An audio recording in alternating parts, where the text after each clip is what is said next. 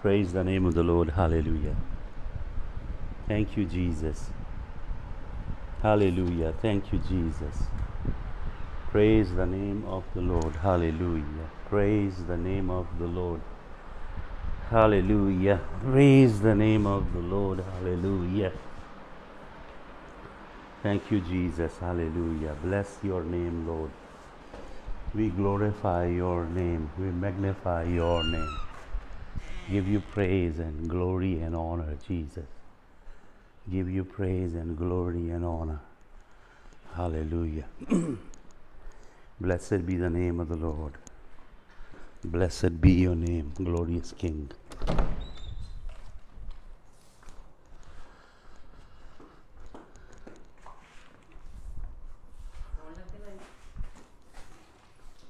Thank you, Jesus. Thank you, Jesus. Thank you, King of glory. Hallelujah. Thank you, King of glory. Thank you, blessed King of glory. Hallelujah. Hallelujah. Hallelujah. Thank you, Jesus. Hallelujah.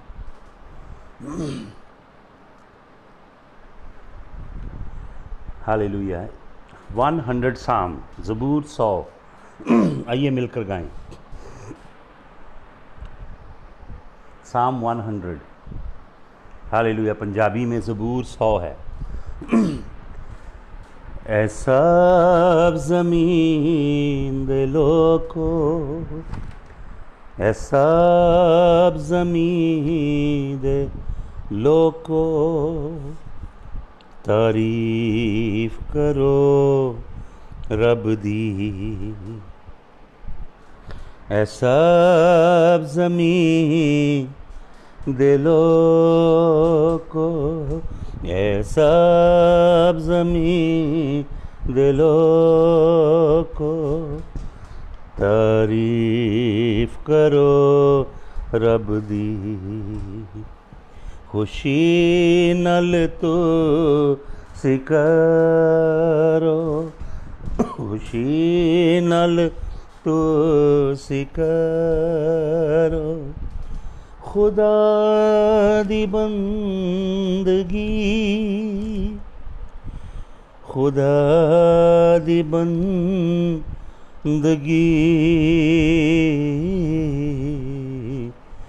सब ज़मीन दे लोको तारीफ करो रब दी तारीफ करो रब दी यहोवा तुसी जानो ओ है खुदा यहोवा तू सी जानो ओ है खुदा बनाया ने सानो बनाया ने सानू आयो देया सीवी आयो देया सीवी ऐ सब ज़मीन दे लोको ऐ सब ज़मीन दे लोको तारीफ करो रब दी तारीफ करो रब दी खुशी नल तो सिकरो खुदा दी बंदगी गाइए मेरे साथ ਅਸੀਂ ਉਹਦੇ ਜੂ ਦੀਆਂ ਭੇਡਾਂ ਤੇ ਹਾਂ ਉਹਦੇ ਲੋ, ਅਸੀਂ ਉਹਦੇ ਰੂ ਦੀਆਂ ਭੇਡਾਂ ਤੇ ਹਾਂ ਉਹਦੇ ਲੋਕ,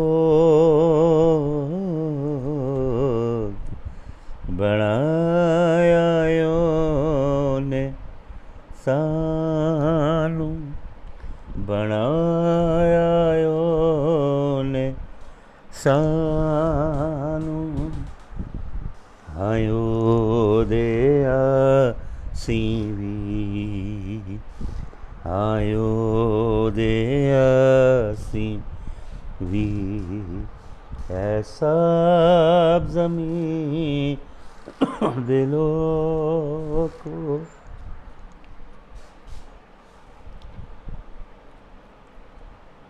Hallelujah. Thank you, Jesus. Lord, we bless your name. प्रभु हम आपका धन्यवाद करते हैं. Lord, we bless your name. Lord, we bless your holy name. Lord, we bless your holy name. Lord, we bow the knees of our heart before you. Lord, we humble ourselves before you. सब प्रभु के आगे प्रार्थना करें, अपना मुंह खोलें. प्रभु से कहें, मैं अपने आप को आपके आगे दीन करता हूँ. Lord, I humble, I repent of my sins. I repent of my pride. I repent of my haughtiness. Lord, I repent of my arrogance. Lord, I repent of my arrogance. May you pardon me lavishly. खुदावंद, मैं अपने घमंड के लिए, अपनी arrogance के लिए ख़ास करके रिपेंट करता हूँ. खुदावंद, प्रार्थना करें अपने जीवन के लिए. प्रभु से कहें, प्रभु मैं पश्चाताप करता हूँ अपने अहंकार के लिए, प्रभु अपने दिखावे के लिए, बनावटीपन के लिए, अपनी अकड़ के लिए. प्रभु मुझ पे दया कर. प्रभु मुझ पे दया कर, दया कर, दया कर. प्रभु मुझ पे कृपा कर, कृपा कर, कृपा कर. सब प्रार्थना करें. प्रभु मेरे ऊपर, मेरे घराने के ऊपर दया कर. प्रभु कृपा कर, प्रभु कृपा कर. प्रभु अपने अनुग्रह से भरे हाथ को बढ़ा.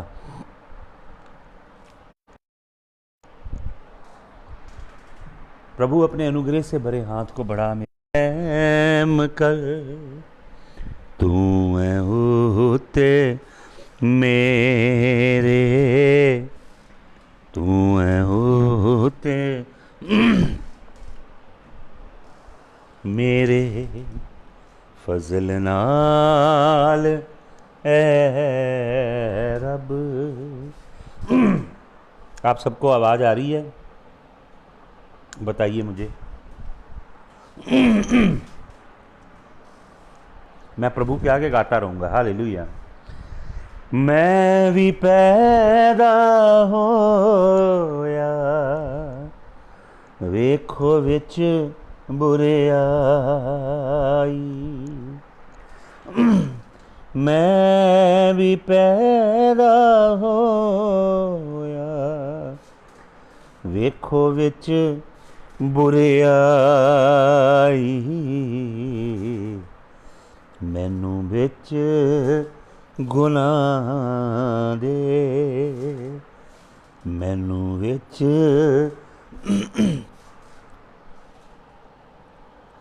गुनाह दे. जम्मिया मेरी माई, जम्मिया मेरी माँ, वांगू फजल रहम कर, वांगू फजल रहम कर. तू है होते मेरे,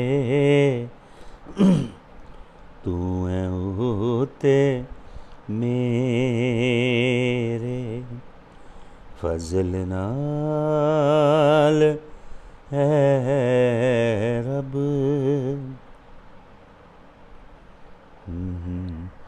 गुनाह सब मेरे।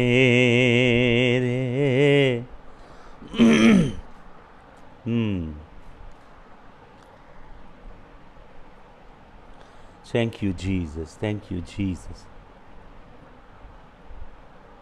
Thank you Jesus. तेरा धन्यवाद हो। Hallelujah, hallelujah, hallelujah.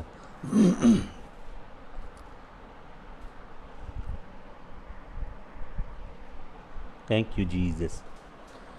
प्रभु की आराधना करें। हालेलुया। अपना मुंह खोलें, आराधना करें, प्रभु की स्तुति करें। हालेलुया।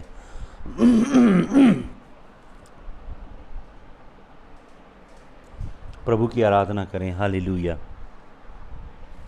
प्रभु की आराधना करें, आराधना करें, आराधना करें, आराधना करें। Hallelujah, hallelujah, hallelujah, hallelujah, hallelujah, hallelujah, hallelujah, hallelujah, hallelujah, hallelujah, hallelujah, hallelujah.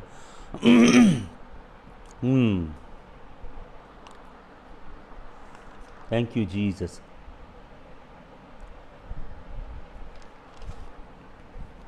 तेरे लहू की जय, लहू की जय, लहू की जय। Lord we bless your name, Lord we praise your name, Lord we magnify you, Lord we come to you, Lord we want to behold in your face, we want to look into your face, Lord, we want to look into you, we want to behold your glory, Lord. Lord, we are the seeker of your presence, we are the seeker of your glorious face. Lord Jesus, touch us, हमें छू खुदावन। तेरे चेहरे के तालिब हैं खुदावन। प्रभु, तेरे चेहरे को खोजने वाले तेरे लोगों को बना, तेरे चेहरे की तलाश करने वाले।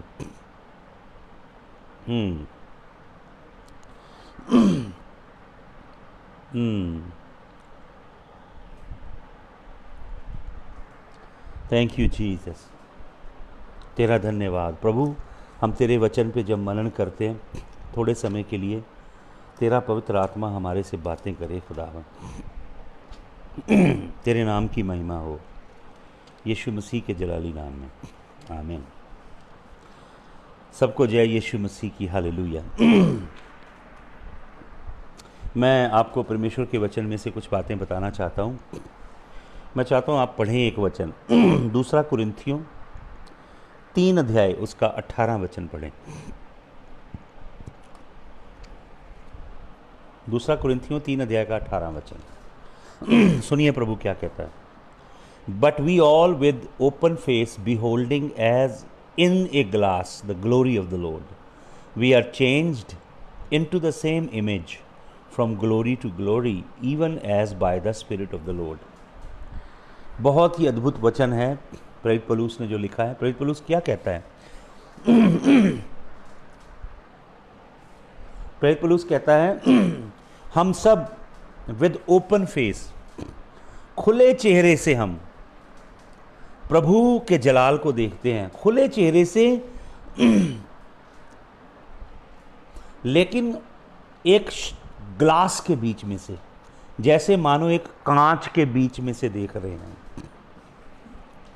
यीशु मसीह के चेहरे के जलाल को देख रहे हैं और हमारा चेहरा खुला है। But we all with open face, हम लोग देखते हैं प्रभु को और हमारा चेहरा कैसा है? ओपन है, खुला है। तो प्रेरित पौलुस किस चीज का जिक्र कर रहा है जब खुले चेहरे की बात करता है, ओपन फेस की? प्रेरित पौलुस बात कर रहा है प्रभु के भक्त मूसा की। जब प्रभु का दास मूसा परमेश्वर की उपस्थिति में रहा, उघाड़ा चेहरा, थैंक यू ब्रदर अमरीश, उघाड़ा अर्थात खुला चेहरा, चेहरे पे पर्दा नहीं है। बिना पर्दे के चेहरे से हम प्रभु की महिमा को देखते हैं, लेकिन एक बीच में कांच है, ग्लास है। तो प्रेरित पौलुस उघड़े चेहरे की बात क्यों कर रहा है?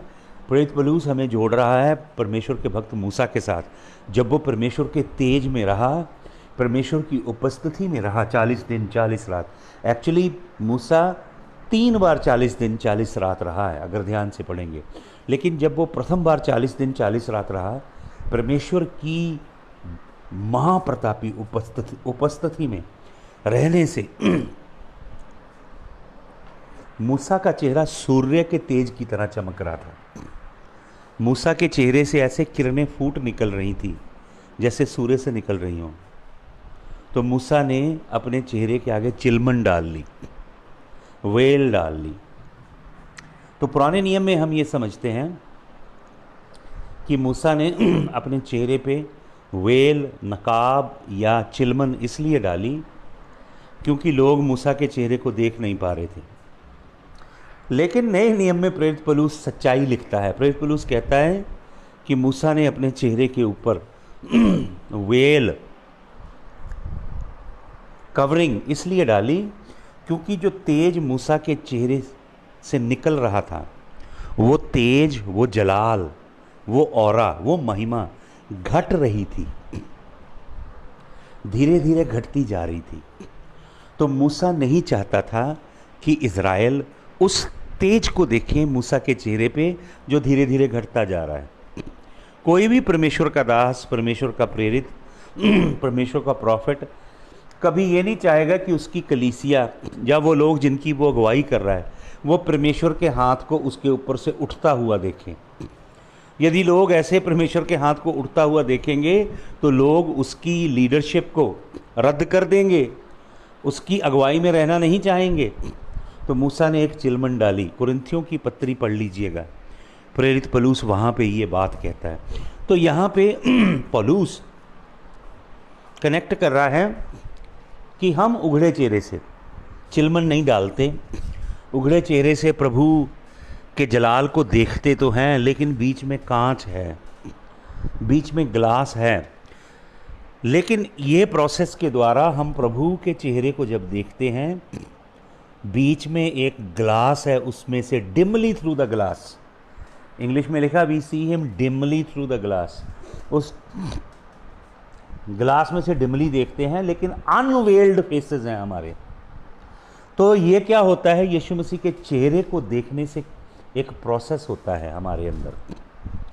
यहाँ पे लिखा वी आर चेंज्ड, वहाँ पे ग्रीक वर्ड है मेटामॉर्फिजो।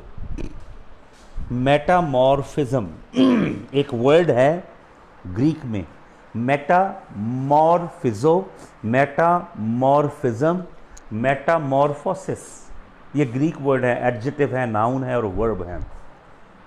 ये ग्रीक वर्ड का मतलब होता है अंदर से बदल जाना, अंदर से तब्दील होते जाना, अंदर से रोशनी में बदलते जाना, नूर में बदलते जाना। मनुष्य का चरित्र, मनुष्य का स्वभाव, मनुष्य के ख्याल, मनुष्य की भावनाएं, मनुष्य की इच्छा, मनुष्य की चाहतें और मनुष्य की सोच अंदर से तब्दील होती जा रही है। जिन चीज़ों से आपको युद्ध करना पड़ता था, अभिलाषाओं से, इच्छाओं से, ख्वाहिशों से, शरीर की वासनाओं से, वो मिटती जा रही हैं, क्योंकि एक प्रोसेस आपके अंदर चल रहा है। क्यों चल रहा है? क्योंकि आपकी आंख यीशु मसीह के ऊपर लगी है। उसका जलाल डायरेक्ट नहीं दिख रहा आपको, शीशे में से दिख रहा है, डिमली थ्रू द ग्लास, लेकिन क्योंकि आपकी आंख यीशु मसीह के चेहरे पे लगी हुई है और आप उघाड़े चेहरे से हो, आपके अंदर क्या हो रहा है? मेटामॉर्फिज्म हो रहा है। मेटामॉर्फिज्म आपको मालूम किसे बोलते हैं? मेटामॉर्फिज्म एक प्रोसेस है फिजिक्स में, एक केमिकल चेंज है। एक बटरफ्लाई जो है, तितली, वो एक छोटा सा अपना अंडा देती है, वो ट्री के ऊपर किसी पत्ते पे किसी जगह अंडा देती है। वो एक छोटी सी काली सी बॉल सी होती है, उसके इर्द गिर्द हल्की सी जेली सी दिखाई देती है, और कुछ दिनों के बाद वो बॉल जो होती है वो एक छोटे से पूपा में बदल जाती है, पूपा। फिर कुछ दिनों के पश्चात वो पूपा लार्वा में बदल जाता है। फिर वो लार्वा अगली फर्दर स्टेज में चला जाता है। फिर उसके बाद जो उसकी अगली स्टेज होती है वो एक कुकून बनाना शुरू कर देती है। मिट्टी सी निकलती है उसके अंदर से, जो खाता है मिट्टी सी निकलती है, और वो मिट्टी की एक शेल बन जाती है। एक छोटी सी मिट्टी का, जैसे ना इतना सा उंगली जितना छोटा सा मिट्टी का घर बन जाता है, कुकून बोलते हैं उसको। और वो लार्वा उसके अंदर चला जाता है, पूपा लार्वा, उसकी अगली स्टेजेस बनती जाती हैं। वो मिट्टी के छोटे से घर के अंदर कुछ हफ्तों में धीरे धीरे प्रोसेस होने लगता है। वो छोटा सा जो कीड़ा दिखाई देता है, उसके अंदर वो उसका ब्रेन डेवलप होता है, आंखें बनती हैं, ब्रेन बनता है, पाँव छोटे छोटे बनते हैं, उसके खूबसूरत पंख बनते हैं। उसके पंख के अंदर खूबसूरत रंग भरे जाते हैं, लाल रंग, पर्पल रंग, नीला रंग, काला रंग, और आंखें बनाई जाती, छोटा सा ब्रेन डेवलप होता है, हार्ट डेवलप होता है, लंग्स डेवलप होते हैं, किडनीज डेवलप होती हैं, छोटे से मिट्टी के घरौंदे के अंदर जो एक वृक्ष की टहनी के ऊपर लगा है। जो कुकून के अंदर, मिट्टी के घर के अंदर ये प्रक्रिया चलती है, जिस प्रक्रिया के अंदर वो एक छोटा सा अंडा जो बटरफ्लाई ने, जो तितली ने दिया होता है, वो अंडा 4-5 स्टेजेस में से गुजरता है, और कुकून के अंदर ही अंदर उसके खूबसूरत पंख बनते हैं, मल्टी कलर पंख बनते हैं, उसका मुंह बन जाता है, आंखें बन, खूबसूरत आंखें होती हैं बटरफ्लाई की, जेल की ब्यूटीफुल आंखें जो चारों ओर घूमती। कई बटरफ्लाई की आंखें 360 डिग्री के एंगल पे घूमती हैं। बड़ा शार्प ब्रेन होता है, छोटा सा ब्रेन, हालेलुया, माइक्रोन में गिना जाएगा ब्रेन। और अचानक एक दिन क्या होता है, वो अंदर जो लार्वा, वो एग, जो लार्वा, जो पूपा अंदर ही अंदर रहता है, वो मेटामॉर्फिज्म होता है कुकून के अंदर। मेटामॉर्फिज्म जब फाइनल हो जाता है, यहाँ पे लिखा है हम तब्दील हो रहे हैं, बदले जा रहे हैं, उसके लिए यूनानी वर्ड है मेटामॉर्फिज्म। जब मेटामॉर्फिज्म कंप्लीट हो जाता है, वो जो तितली होती है वो ज़ोर से अपने पंख निकालती है, ऐसे खोलती है, और वो जो कुकून होता है मिट्टी का, वो बहुत कमज़ोर पड़ जाता है, बाहर खटाक से टूट जाता है, और खूबसूरत तितली फिज़ा के अंदर उड़ जाती है। तो ये जो प्रक्रिया है, एक तितली के अंडे देने से उसका पूपा बनने, लार्वा बनने, कुकून के अंदर जाने, कुकून के अंदर पंख का बनना, पाँव का बनना, शरीर का बनना, ब्रेन का बनना, आँखों का बनना, ये जो सारी प्रक्रिया है, प्रोसेस है भाइयों और बहनों, इसे बोलते हैं मेटामॉर्फिज्म। हालेलुया। परमेश्वर यही काम आपके और मेरे अंदर कर रहा है। और आपको बताना चाहता हूं, ध्यान से सुनिए, मेटामॉर्फिज्म रेफर्मेशन नहीं है। रेफर्मेशन का मतलब होता है बाहरी सुधार लाना, बाहर से इंसान को लीप पोत के बढ़िया बनाना, उसकी कॉस्मेटिक सर्जरी करना। दुनिया के जितने मार्ग हैं वहां पे मनुष्य को बाहर से बेहतर बनाने की कोशिश की जाती है। परमेश्वर आपको बेटर नहीं बना रहा है, परमेश्वर आपका मेटामॉर्फिज्म कर रहा है। किसी एक फेमस अमेरिकन राइटर ने बुक लिखी है ना, the better you. There is absolutely no better you my dear brother. God doesn't make you a better you, God transforms you, God gives you a new birth, absolutely new birth, in which he makes you absolutely brand new creature. He is interested in making you a brand new creature than to make you a better person. You will never be a better person. परमेश्वर आपको सुधारता नहीं है, परमेश्वर आपको अंदर से transform, तब्दील कर देता है, आपके अंदर मेटामॉर्फिज्म करता है। बाइबल मेटामॉर्फिज्म है, यीशु मसीह का लहू मेटामॉर्फिज्म करता है, परमेश्वर का जीवित कलाम मेटामॉर्फिज्म करता है, पवित्र आत्मा की कुदरत हमारे अंदर मेटामॉर्फिज्म करती है। क्योंकि प्रभु का वचन कहता है मनुष्य का दिल हीलेबाज है, man's heart is deceptive beyond cure. मनुष्य के दिल को इतना दगाबाज है इंसान का दिल, और इसको असाध्य बीमारी लगी है, इसका कोई इलाज इस संसार में नहीं है। परमेश्वर आपके अंदर एक नया दिल क्रिएट करता है, पत्थर का दिल निकालता है और मांस का दिल आपके अंदर डालता है, और परमेश्वर स्वयं पवित्र आत्मा के द्वारा अपने कलाम को आपके अंदर लिखता है। हालेलुया। न्यूमैटिकोस एंथ्रोपोस, ब्रदर अमन लिख रहे हैं, न्यू क्रिएशन।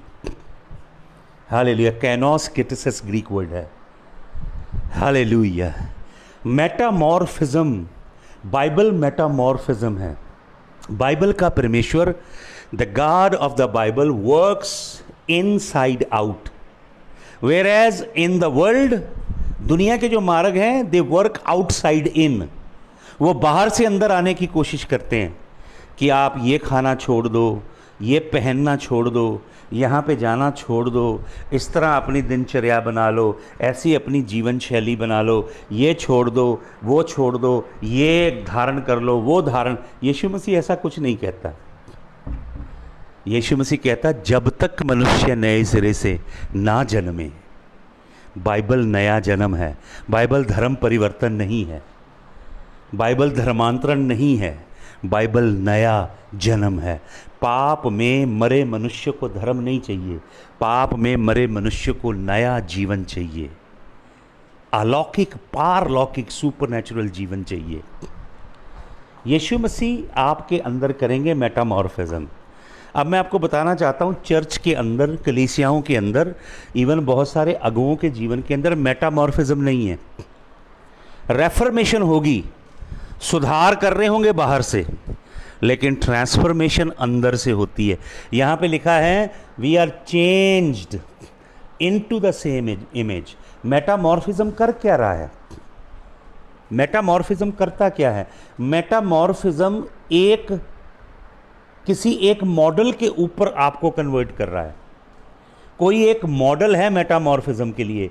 मेटामॉर्फिज्म का मतलब आपकी जो तब्दीली है वो आपको जहां आप हो वहां से तब्दील किया जा रहा है, ट्रांसफॉर्म किया जा रहा है, बदला जा रहा है, लेकिन किसी एक और सूरत के अंदर बदला जा रहा है।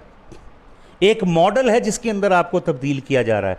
आपको मालूम वो मॉडल कौन है? वो मॉडल है मुर्दों में से जी उठा यीशु मसीह। परमेश्वर की योजना आपको सिर्फ थोड़े बहुत चमत्कार करने की, थोड़ी बहुत चंगाइयाँ देने की, थोड़ी बहुत प्रॉस्पेरिटी देने की नहीं है। परमेश्वर की योजना बहुत गहरी है। परमेश्वर की योजना आपको यीशु मसीह के जैसा बनाने की है।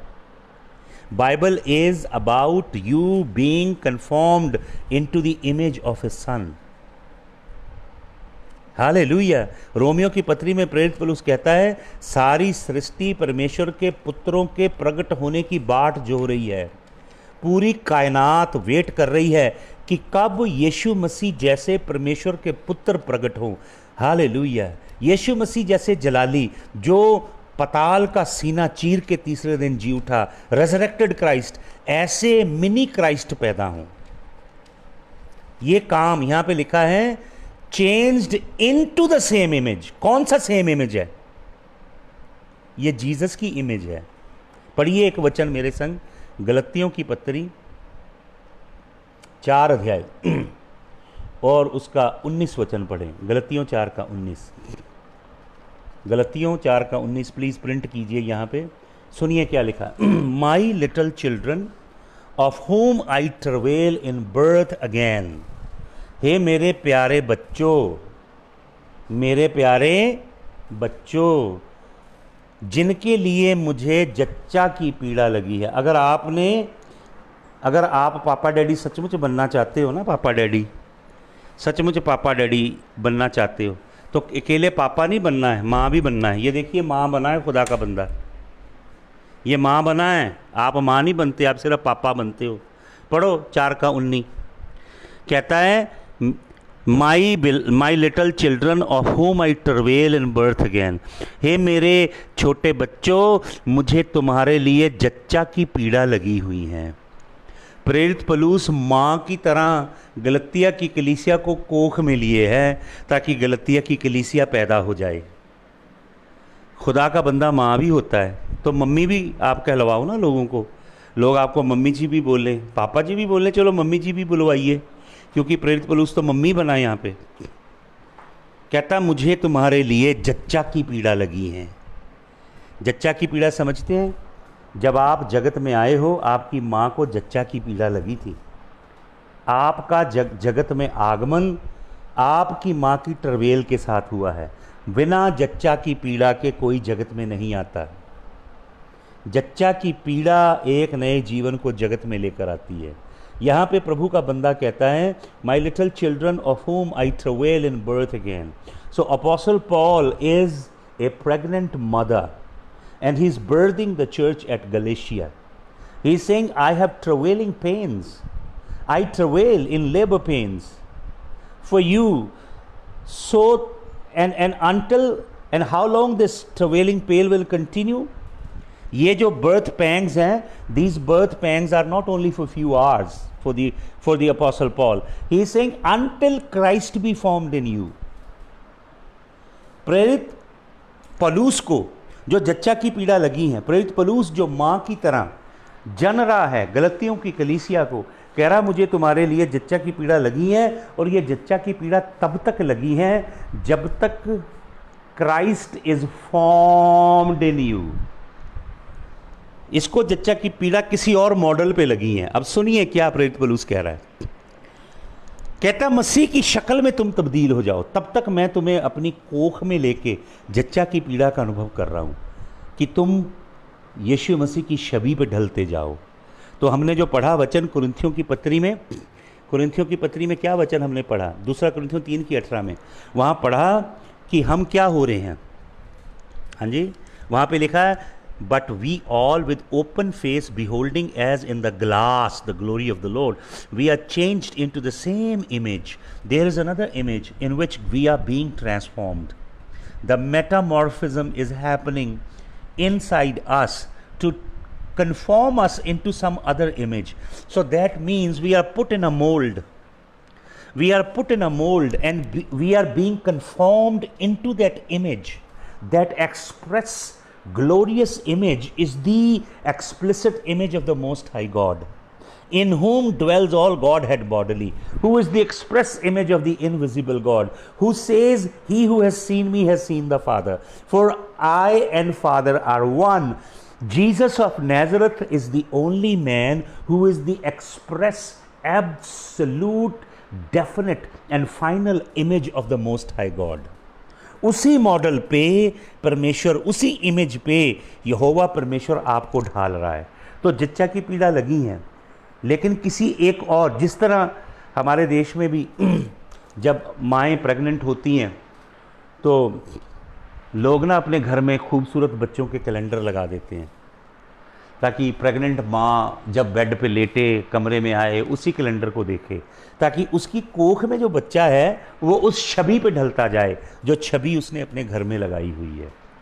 हमें प्रभु का आत्मा, प्रभु के सच्चे दास माँ भी होते हैं, सिर्फ पापा डैडी नहीं होते, और सिर्फ ऑर्डिनरी माँ नहीं होते, प्रेग्नेंट माँ होते हैं, और उनको जच्चा की पीड़ा लगती है। सिर्फ प्रेग्नेंट नहीं होते, उनको जच्चा की पीड़ा लगती है, और जच्चा की पीड़ा ऐसी अद्भुत है कि उनकी अंदर जो कोख में है वो उसकी छवि पे ढल रहा है जो यहोवा की छवि है, प्रभु यीशु मसीह। आपको मालूम, एक मुर्गी कुछ अंडों के ऊपर बैठ जाती है, उसे ब्रूडिंग ऑफ हैन कहते हैं। मुर्गी का अंडों पे सेना बोलते हैं, सेना। मुर्गी जब अंडों पे बैठ जाती है, आप नोट कीजिएगा, वो मुर्गी का बिहेवियर बड़ा स्ट्रेंज हो जाता है। अगर कोई इसके अंडों के पास जाता है तो मुर्गी उसे काटने को दौड़ती है, और मुर्गी एक पल भी अंडों से हटती नहीं। कई बार देखा गया कि मुर्गी कुछ खाती भी नहीं है, बल्कि अंडों पे बैठी रहती है। उसके नीचे 15-20 अंडे होते हैं, वो अंडे आराम से मुर्गी के नीचे टिके रहते हैं। अगर उनमें से कोई अंडा ये कहे, अरे भाई मेरा अपना जीवन है, मेरा अपनी आज़ादी है, let me live my own life, I have my own choice, I cannot be put in prison, तो वो अंडा मुर्गी के नीचे 5-7 दिन रहने के बाद अपनी लिबर्टी चाहे कि मुझे तो आज़ाद करो, और वो आज़ाद हो जाए, तो वो अंडा किसी काम नहीं आएगा। उसका ऑमलेट नहीं बनाया जा सकता, क्योंकि उस अंडे के अंदर छवि बनी नहीं पूरी, वो फेंक दिया जाएगा। लेकिन जो अंडे मुर्गी के नीचे बैठे रहते हैं पेशेंटली, 20-21 दिन के बाद वो अंडे क्रैक होते हैं। आपको मालूम, जब अंडे मुर्गी के नीचे बैठे रहते हैं, मुर्गी अंडों के ऊपर हवर करती है, बैठी रहती है, तो क्या होता है, वो जो अंडा है ना, वो अंडा आपको बाहर से वैसा ही दिखेगा, उसके ऊपर सफ़ेद रंग का छिलका होगा, आपको लगेगा कुछ भी नहीं हुआ, लेकिन अंडे के भीतरी भीतर क्या हो रहा है। मैं आपको बताऊं एक अद्भुत बात। एक अंडे को आप बॉयल करें, जब आप अंडे को बॉयल करते हो तो एक अंडे के बाहर वाइट रंग की हार्ड कवरिंग है, शेल है, उसको आप तोड़ते हो। लेकिन जैसे आप वाइट रंग की शेल को तोड़ते हो, उसके नीचे एक पतली सी झिल्ली होती है। अगर आप उबले अंडे को छील रहे हो और आपने उस झिल्ली को नहीं पकड़ा तो अंडा पूरी तरह से छिलेगा नहीं, बीच में टूटने लगेगा, क्योंकि वो झिल्ली जो है अंडे के बीच के मैटर को ग्रिप करती है, एक पतली सी झिल्ली होती है। फिर आप अंडा खोलते हो, निकलता, अंडे के बीच में एक वाइट पोर्शन होता है और अंडे के बीच में एक येलो पोर्शन होता है।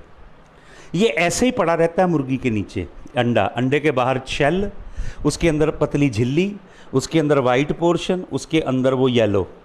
जब ये अंडा ऐसे मुर्गी के नीचे पड़ा रहता है 21 दिन तक, और मुर्गी जो जच्चा की जिसे पीड़ा लगी है अंडों के ऊपर सेती है, बैठी रहती है उसके ऊपर, तो उसके अंडों के ऊपर हवर करने से, बैठे रहने से क्या होता है, वो अंडे के अंदर छवि बन रही है, अंडे के अंदर एक इमेज बन रही है, अंडे के अंदर एक फॉर्मेशन हो रही है, अंडे के अंदर एक स्वरूप बन रहा है।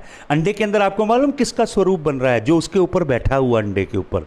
अंडे अपनी माँ की छवि में ढलते जा रहे हैं।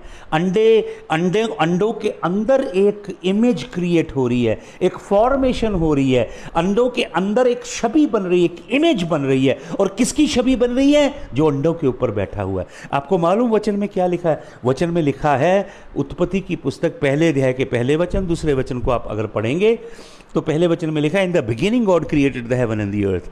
लेकिन सेकंड वर्स में लिखा है परमेश्वर का आत्मा क्या कर रहा था? ब्रूड कर रहा था पानियों के ऊपर। होली स्पिरिट, पवित्र आत्मा ब्रूड कर रहा है। जैसे मुर्गी अंडों को सेती है, ऐसे पवित्र आत्मा से रहा था। किसको? क्योंकि पृथ्वी जल के नीचे थी और उस पृथ्वी की मिट्टी से यहोवा ने आदम को रचना था, सारी मानव जाति को बनाना था। उसके ऊपर ब्रूड कर रहा था पवित्र आत्मा। हालेलुया। परमेश्वर के सच्चे दास ये काम करते हैं। सच्चे जो प्रेरित, सच्चे जो नबी, सच्चे जो खुदा के बंदे होते हैं, उनको जच्चा की पीड़ा लगी होती है कलीसियाओं के लिए। वो सिर्फ गोल्डन डायमंड पार्टनर बनाने वाले नहीं होते, वो सिर्फ सेलिब्रिटी टाइप नहीं होते, वो पीड़ाओं वाले लोग होते हैं। वो सिर्फ पापा नहीं होते, वो मम्मी भी होते हैं, और जच्चा की पीड़ा वाली मम्मी होते हैं वो लोग। हालेलुया। तो क्या कहता है? कहता है जब तक मसीह की सूरत तुम्हारे में ना बन जाए। किसकी सूरत बनानी है भाई और बहनों? आपको हमारी फ़ोटो अपने घर में लगाने की ज़रूरत नहीं है, ना हमें मग पे, जग पे, बेडशीट पे, टाइल्स पे अपनी फ़ोटो बनवा के आपको देने की ज़रूरत है। एक ही छवि है भाई और बहनों, एक ही सूरत है जिसमें हमको ढलना है, और वो सूरत है प्रभु यीशु मसीह की। हालेलुया। उसकी छवि पे हमको ढलना है, उसकी सूरत में हमको बदलते जाना है। और दूसरा कुरिन्थियों 3:18 में लिखा है हम उसकी छवि में ढलते जा। ये प्रोसेस है मेटामॉर्फिज्म। ये एक दिन में प्रोसेस पूरा नहीं होगा। जब तक आप पृथ्वी पे जीवित हो, आप पवित्र जीवन जीते हो, धर्मी जीवन जीते हो, सीधी चाल चलते हो, प्रभु के वचन को अपने जीवन में सम्मान देते हो, उसकी विधियां, उसके हुक्मों की पालना करते हो, उसकी आज्ञाओं को पूरा करते, आज्ञाओं में जीवन जीते हो, पवित्र आत्मा से भरपूर रहते हो, लहू के साए के नीचे चलते हो, आपके अंदर यीशु मसीह की छवि बनती जाती है। आप यीशु मसीह की छवि पे ढलते जाते हैं। एक सच्ची सेवकाई आपको मालूम कौन सी है? एक सच्ची मिनिस्ट्री वो है जो अपनी प्रमोशन नहीं करते, जहाँ पे खुदा के बंदे अपने आप को ऊंचा पेडिस्टल पे खड़ा नहीं करते। वो सच्ची सेवकाइयाँ हैं। सच्चे सेवक वो हैं, सच्चे प्रेरित, सच्चे नबी वो हैं जो लोगों के लिए, जिनको जच्चा की पीड़ा लगती है, ताकि लोग किसकी शक्ल पे बने? पापा जी की शक्ल पे ना बने, यीशु जी की शक्ल पे बनते जाएं। हालेलुया। यीशु मसीह की छवि पे ढलना है हमें। ये है बाइबल। परमेश्वर पिता ने एक पुत्र दिया अपना, और वो करोड़ों अरबों पुत्र निकालना चाहता है इस पृथ्वी में से, यीशु मसीह के लहू के द्वारा। पवित्र आत्मा की कुव्वत और अपने कलाम के मसा के द्वारा। और ये कायनात इंतज़ारी कर रही है कि कब वो लोग प्रकट होंगे जो यीशु मसीह जैसे दिखाई देते हैं। क्या आप ढल रहे हैं यीशु मसीह की छवि पे? क्या आपके जीवन का उद्देश्य यीशु मसीह जैसा बनना है? क्या आप हैं, या आप लिखते हैं जी फ़ैन फलाने अपोस्टल का, फ़ैन ढमकाने प्रेरित का, या आप सिर्फ यही लिख रहे हैं भी लव फलाना मिनिस्ट्री, या आप सचमुच में यीशु मसीह की छवि पे ढल रहे हैं? हालेलुया। यीशु मसीह की छवि पे ढलना है। और कोई घमंड ना करे, क्योंकि अभी हमें धुंधला दिख रहा है, धुंधला दिख रहा है, शीशा है बीच में, लेकिन देखना चेहरा है, हाथ नहीं देखने। बहुत सारे लोग यीशु मसीह का सिर्फ हाथ देखना चाहते हैं, क्योंकि यीशु मसीह अपने हाथों के द्वारा अद्भुत काम प्रकट कर दे, चमत्कार कर दे, चंगियाइयाँ कर दे, बरकतें दे दे, वीज़े लगवा दे। हाथ देखना है बस, हमें उसका चेहरा देखना है। असली कुंजी है चेहरे में। उसके चेहरे को देखते, 2 कुरिन्थियों 3:18 में लिखा है, हम उसके चेहरे को देखते हैं और उसकी सूरत में बदलते जाते हैं। हालेलुया। आंखें बंद कीजिए सब। पाप घिनौने लहू से उसने धो डाले, पाप घिनौने लहू से उसने धो डाले, मोती अपनी उल्फत के पिरो डाले, ऐसे मोती मैं पिरोना चाहता हूँ, ऐसे मोती मैं पिरोना चाहता हूँ।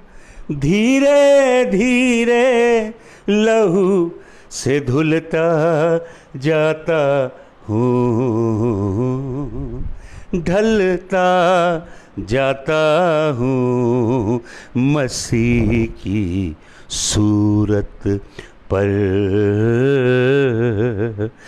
मसीह की सूरत पर ईमान रखता हूँ, मसीह की कुदरत पर, यीशु मसीह की मानिंद बनता जाता हूँ। धीरे धीरे लहू से धुलता जाता हूँ, ढलता जाता हूँ मसीह की सूरत पर, मसीह की सूरत पर, मसीह की। हालेलुया। भाई और बहनों, उसके चेहरे को ढूंढें, उसके चेहरे को देखें और देखते देखते उसके जैसे बनते जाएं। प्रभु यीशु आप सबको बहुत आशीष दे। सबको जय मसीह की।